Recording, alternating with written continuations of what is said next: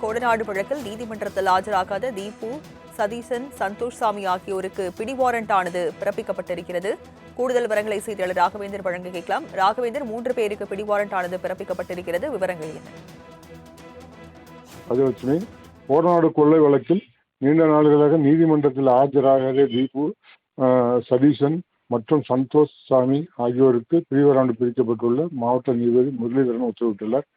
கோடநாடு கொள்ளை வழக்கில் மத்திய அரசின் கட்டுப்பாட்டில் உள்ள BSNL தகவல் தொடர்பு துறையிடம் இருந்து கடிதம் விசாரணை அளிக்கப்பட்டது. வந்தவுடன் கோடநாடு கொலை வழக்கில் 75% நிறைவடைந்து அரசு தரப்பு வழக்கறிஞர் கனகராஜ் தகவல். ராஜலட்சுமி, கோடநாடு வழக்கில் நீதிமன்றத்தில் ஆஜராகாத தீபு, சதீசன், சந்தோஷ் சாமி ஆகியோருக்கு பிடி வாரண்ட் ஆனது பிறப்பிக்கப்பட்டிருக்கிறது.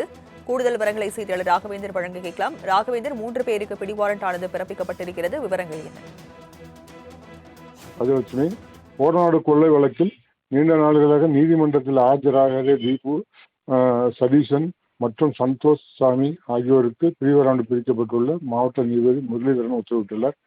கோடநாடு கொள்ளை வழக்கில் மத்திய அரசின் கட்டுப்பாட்டில் உள்ள BSNL தகவல் தொடர்பு துறையிடம் இருந்து கடிதம் விசாரணை அளிக்கப்பட்டது. வந்தவுடன் கோடநாடு கொலை வழக்கில் 75% நிறைவடைந்து அரசு தரப்பு வழக்கறிஞர் கனகராஜ் தகவல். ராஜலட்சுமி, விவரங்களை வழங்கியதற்கு நன்றி ராகவன். கோடநாடு வழக்கில் நீதிமன்றத்தில் ஆஜராகாத தீபு, சதீசன், சந்தோஷ் சாமி ஆகியோருக்கு பிடி வாரண்ட் ஆனது பிறப்பிக்கப்பட்டிருக்கிறது. கூடுதல் விவரங்களை செய்தியாளர் ராகவேந்தர் வழங்க கேட்கலாம். ராகவேந்தர், 3 பேருக்கு பிடி வாரண்ட் ஆனது பிறப்பிக்கப்பட்டிருக்கிறது. விவரங்கள் என்ன? ராஜலட்சுமி, கோடநாடு கொள்ளை வழக்கில் நீண்ட நாள்களாக நீதிமன்றத்தில் ஆஜராகாத தீபு, சதீசன் மற்றும் சந்தோஷ் சாமி ஆகியோருக்கு பிடிவாரண்ட் பிரிக்கப்பட்டுள்ள மாவட்ட நீதிபதி முரளிதரன் உத்தரவிட்டுள்ளார். கோடநாடு கொள்ளை வழக்கில் மத்திய அரசின் கட்டுப்பாட்டில் உள்ள BSNL தகவல் தொடர்பு துறையிடம் இருந்து கடிதம் விசாரணை அளிக்கப்பட்டது. வந்தவுடன் கோடநாடு கொலை வழக்கில் 75% நிறைவடைந்து அரசு தரப்பு வழக்கறிஞர் கனகராஜ் தகவல். ராஜலட்சுமி, கோடநாடு வழக்கில் நீதிமன்றத்தில் ஆஜராகாத தீபு, சதீசன், சந்தோஷ் சாமி ஆகியோருக்கு பிடி வாரண்ட் ஆனது பிறப்பிக்கப்பட்டிருக்கிறது. கூடுதல் விவரங்களை செய்தியாளர் ராகவேந்தர் வழங்க கேட்கலாம். ராகவேந்தர், 3 பேருக்கு பிடி வாரண்ட் ஆனது பிறப்பிக்கப்பட்டிருக்கிறது. விவரங்கள் என்ன?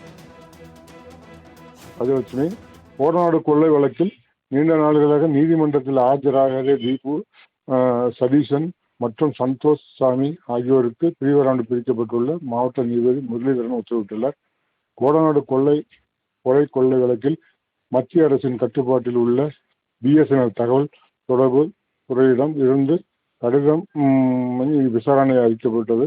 வந்தவுடன் கோடநாடு கொலை வழக்கில் 75% நிறைவடைந்து அரசு தரப்பு வழக்கறிஞர் கனகராஜ் தகவல். ராஜலட்சுமி, விவரங்களை வழங்கியதற்கு நன்றி ராகவன்.